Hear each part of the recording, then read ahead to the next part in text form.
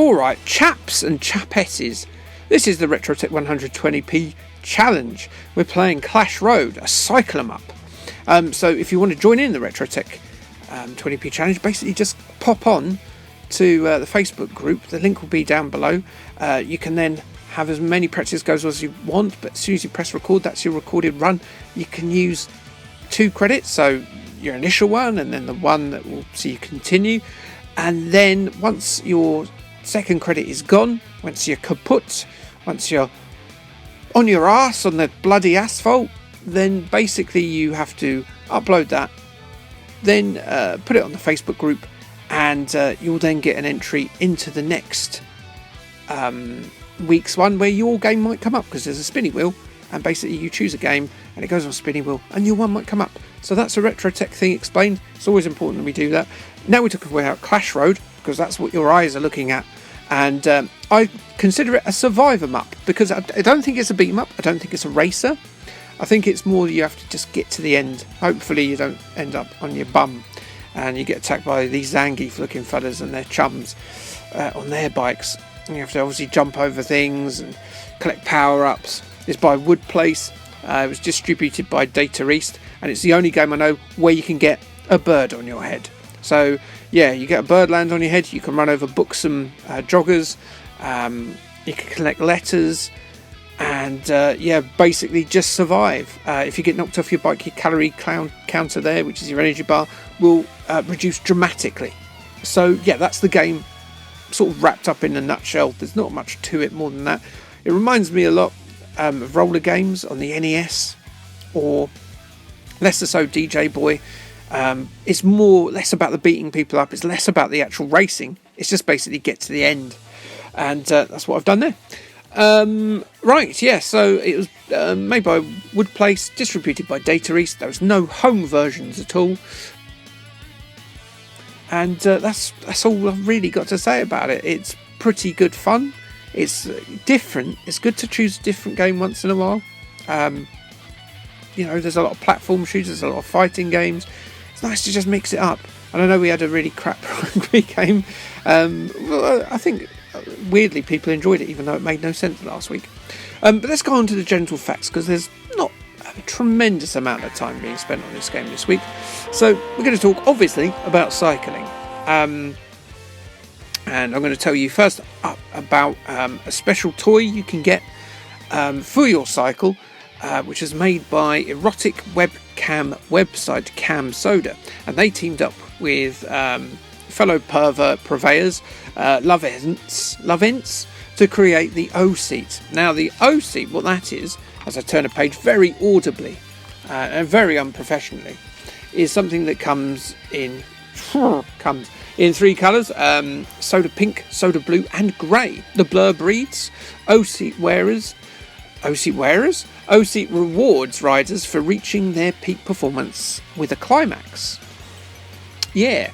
So now, while people pedal harder and faster, not only will they sweat more and burn more calories, they will also receive, as a reward, sexual stimulation. It's more for ladies, I believe. Now, Cam Soda recommend that you don't use this while actually out cycling on the road, because if you use it on Cannon Street and you're having a big old O, you might probably incline to sort of slam into a taxi driver, and they don't like cyclists already, so you're going to be in stuck, mate. But I would imagine they mean on an exercise bike, and I would imagine they would also mean probably not at the gym, because yeah, it's not very nice to be doing that, is it?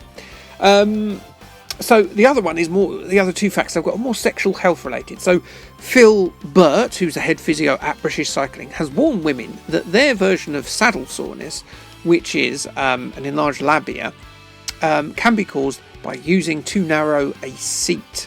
So be careful out there, ladies. This can also lead to thrush, and you don't want a big yeast infection. Now, he's not trying to put people off of cycling. As the head physio of British Cycling, I'm sure he wants more people to cycle.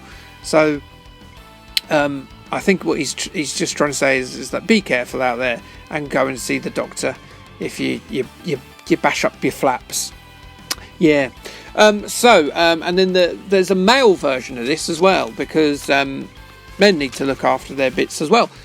Because people have always wondered, although cycling is obviously healthy, does it affect your prowess? Norwegian researchers gathered data from 160 men on a long-distance bike tour. 1 in 5 had numbness in their trouser dweller, and 13% developed erectile dysfunction for more than a week. A study in Spain, also in 2009, found that some triathletes had a low sperm count due to the cycling. However, recent studies have found that cardiovascular benefits would actually improve your ability and allay erectile dysfunction, especially in men in the 40 plus category. But they do also, like their fellow cycle expert there, Phil Burt, suggest that you try and avoid using a narrower seat, as that will put more pressure on your old chap there. As our first credit ends, so do the genital facts. I feel I've educated you today on cycling, and yes, I can't say anything more than that, because I haven't really. I've just talked crassly about enlarged labias and dildos on bike seats and erectile dysfunction. You come here for that kind of thing, so it's your own fault. But yes, cycling in Clash Road. I almost called it Cycle Road, which makes more sense. Clash Road actually sort of makes it sound kind of more, what's the word? It makes it sound like it's like a Mad Max game, doesn't it? Or like some sort of beat 'em up. And I just fell off looking at a girl's ass. That would probably happen when with cycling. Big pervert. But yeah, it is pretty good. The other game it reminds me of, and this will only mean something to certain people, is BMX Fire, the Gold Grandstand game, which is one of the first games I reviewed on the channel, because it was the first actual game I owned. It was like a Grandstand LCD game, and like the way the bullies treat you and kind of the way you have to jump over things really reminds me. As my goes ended by Sonic the Hedgehog there, the git. Actually, it hasn't ended, has it? It's going to end in a minute, though.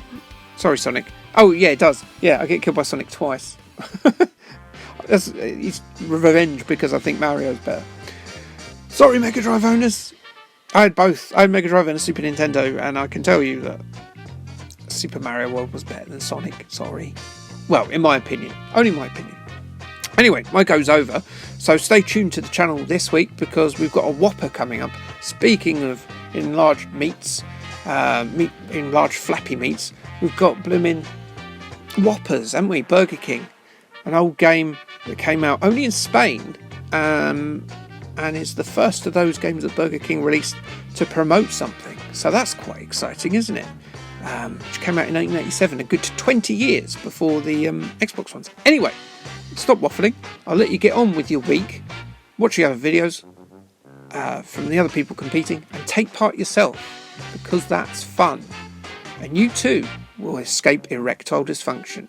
Like, subscribe, and thanks, bye.